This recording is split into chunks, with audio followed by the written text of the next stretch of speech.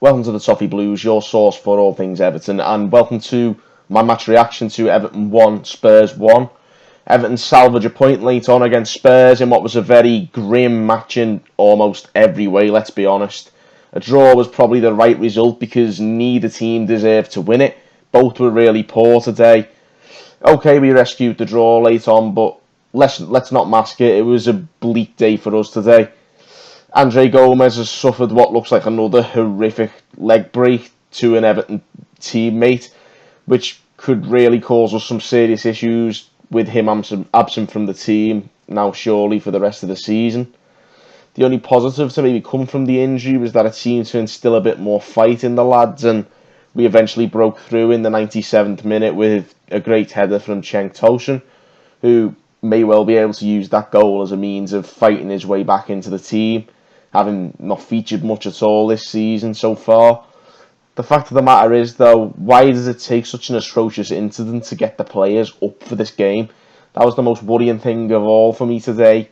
We simply sleepwalked our way through this game until that point. And even after that, we still weren't much good but for that one bit of quality which got us the goal.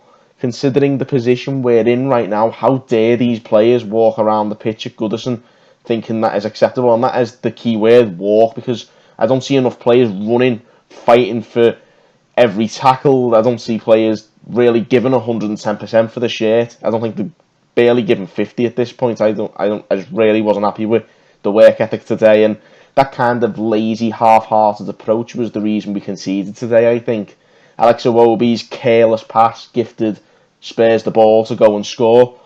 Iwobi was utterly shocking today, even when you take that error out of the equation.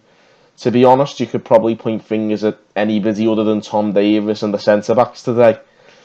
Iwobi was given a run for his money, though, for me today by Richarlison, who was, again, horrific. He spent more time rolling around on the deck than actually producing anything meaningful for us. Yes, some of those incidents were fouls, but there were times where he just did not need to go down. And it's clear to me now, I think, if anyone can recall Andy Johnson from a good few years ago now, that when people start getting a reputation for diving, a lot of even the actual fouls start to sort of get waved away by the referees, and it's clear that he's now got a reputation for throwing himself whenever there's the slightest contact, and he's not doing any he's not helping himself at all basically by continuing to go to ground under these very simple tackles really. Then a lot of them were just little clashes, 50-50s, and there's no need for him to keep going down. He needs to really get that out of his game, and then maybe when he does go down in a real situation, then maybe we might start getting a few more decisions. Like I say, I think Tom Davies was the rare bright spark today, as in he actually looked bothered. But this lazy display in general, given our predicament and the fact that we were the home side, makes me very worried.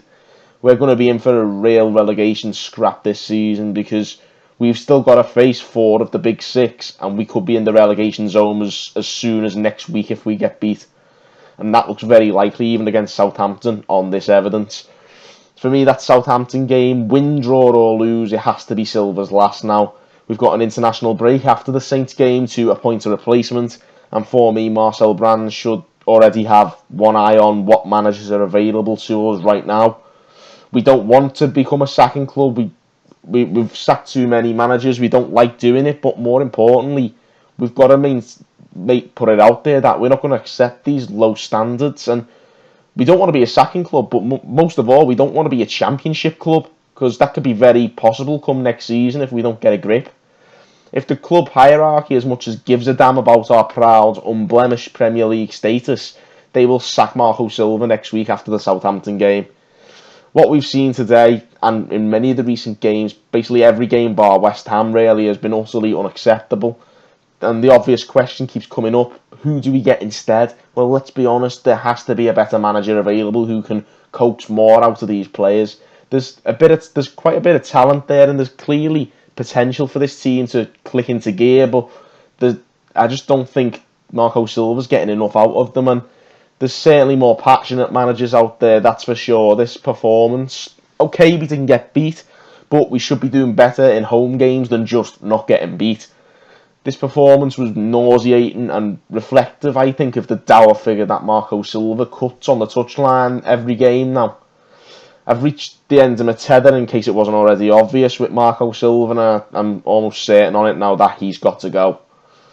Despite the disdain for the manager, though, we have had some shocking luck. Perhaps it's a case of us not making our own luck when we underperform, but no fans deserve to suffer the amount of harsh setbacks we've seen in recent years. I've tried to convince myself in the last few years that we're not cursed or whatever, but days like these just make you think that everything's going against you. You think like the world's against you. Another VAR decision went against us. Martin Atkinson treated Everton with his usual levels of contempt.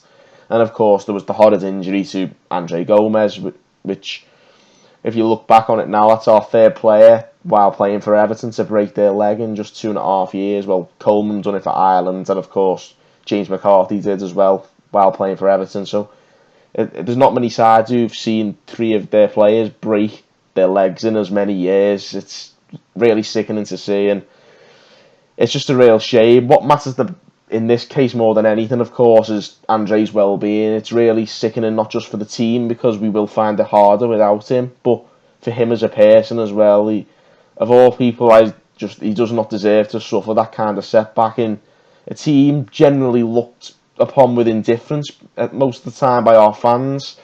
Andre's a rarity in the sense that he is adored by the fans, and he's bought into the Everton family more than anybody. It's a real sad day for us, to be honest, and I have no doubt that Andre will come back fighting, and he'll be given all the love he deserves on his road to recovery.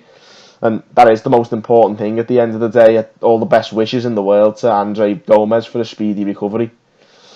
And that's that, really. Everton draw with Spurs on a bittersweet Sunday, probably a bit more bitter than sweet. Let me know your opinions on this game in the comment section below.